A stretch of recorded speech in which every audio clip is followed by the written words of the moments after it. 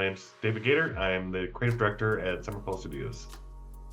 David, I'm somebody who loved Stray Gods, a role-playing musical, but I'm also somebody who was kind of certain that the story was over. So what made you want to focus on the story of Orpheus? All right. Well, the opportunity came up for us to what would we do for a DLC? And we realized pretty quickly that because we were going to have, if we're going to do this, it's going to be pretty small budget. There's going to be 6 songs. I was like, well, I can't focus on Grace then as the central character because the fans will be like, where are the romanceable characters? They'll want all 4 of them. They'll want some time spent with each of them. And I'm like, I can't do that in the space of 6 songs. So I was like, well, how about we spend some time with some of the other characters that we encountered, sort of expand on the world a little bit. I felt like we needed a bit of a wrap up. Really, the DLC to me is a bit of an epilogue, sort of a love letter and a thank you to the fans, a nod in their direction. We just I think the team felt like we weren't done spending time in this world yet. What did it mean to you to be able to get Anthony Rapp back to play Orpheus for the DLC, especially when you consider his performance? He got on to Stray Gods initially because he heard about what we were doing, and then sort of he put something out on Twitter and said, hey, I'd really like to be involved. So Austin Wintory, our composer, reached out to him, and his role, he had 1 song in the original Stray Gods, and it was such a good time. He was so great, and it just felt like such a natural thing. It's like let's expand his role. So I feel like he has the chops, like the musical chops, to the kind of versatility you need for Stray Gods, because there's a lot of, you go between a lot of different genres of songs, right? So I felt like he'd be able to do that, and then that meant that we got to spend a number of voiceover sessions together as well, which was a great time. And what were your thoughts when you saw the chemistry between Anthony and Erica? Because a lot of this story worked because of that back and forth between Orpheus and Hermes. Right? I thought it was because Orpheus is such a big character. He's kind of very full of himself. In many ways, when I was writing, I kind of had the voice of Fraser Crane from the Frasier TV show in my head, as kind of like somebody who's very big and but still, like a likable.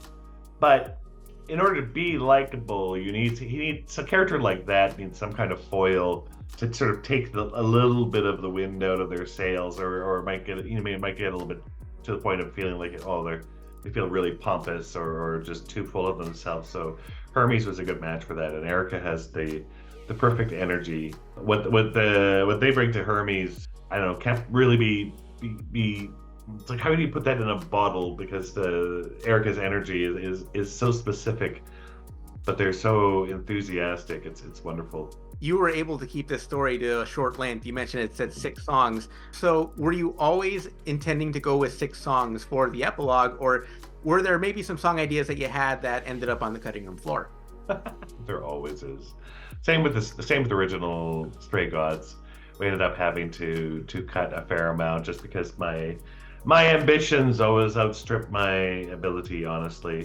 So I mean, we did play with some other versions, but Liam, my counterpart, who more or less runs the company, who has kept a very strict eye on the budget. He's like, all right, Dave, I know you want to write this big story, but this is the time we have, and this is the number of songs we can do, and the time we have. You got to fit into this box. I'm like, oh, okay.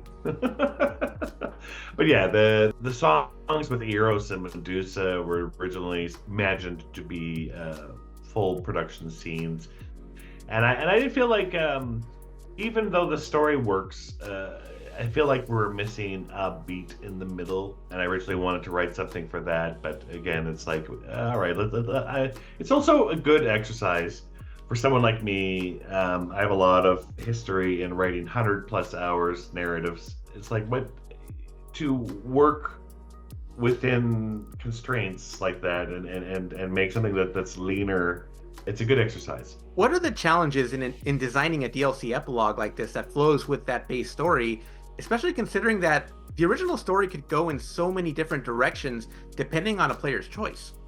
Yeah, well, it's like there's a lot of reactivity, especially to whether you made the choice to make Orpheus keep him as the king of Hades or take him off the throne in the main game. There's a lot of reactivity, and that you got to be careful with because reactivity is a funny thing because it adds a lot of content, a lot of lines. Sometimes there are changes to scenes. Sometimes we have like one point where you have entirely different songs based on that. And it's like, how far do you take that? Because most people who are going to play it, they're just going to play it once, and they don't know that all this other content is created. So, will they get a sense? Is the question. Oh, this feels like it's reacting to my choices and respecting my choices and my agency. And that goes back to my work at BioWare as well, because we had to do the sort of the same thing. So I'm familiar with that kind of process, but still applying it to something where, again, we had to be really lean and careful with where we spent our time on the content. That was a bit of a challenge, yeah. So you talk about this being the epilogue for Stray Gods, and Yeah. does that mean this is the end of the story, or are there any other side characters that you've maybe wanted to explore a little further, like Pan or the Minotaur? I'd love to do something that was based on Hecate and the Minotaur. That was really great. Or maybe, if Orpheus can get his group back, what about Aphrodite? But I think this felt like a really good, capstone. It's nice to be able to take a story and now I can put it on a shelf. If we revisit it at some point, that would be lovely. But I think for me, it felt like once we were done, I know the team was like, all right, we're ready to work on something that isn't a musical. It's like, yes, I get it, I understand. At least for a while, it felt like a good place to sort of close the book. And with that in mind, my last question is, what did it mean to you to go from a series as big and as popular as Dragon Age, essentially bet on yourself and see your dream project through from start to finish? Wow, that's a big question. It was interesting going from AAA to indie. I think a lot of it just had to do with me trying to figure out what it is that I like working on myself and what I find challenging. Throughout my career, I've always, even when I worked on Dragon Age, it was always a process of figuring out where the good challenges were, like the places that I want to challenge myself, because it's so easy to get very caught in a rut that you make something that's successful and then what, you just keep doing that until it either runs into the ground or you die. So this was sort of forging new grounds and doing something that was, I don't know, not kept me young, but following my bliss, as it were.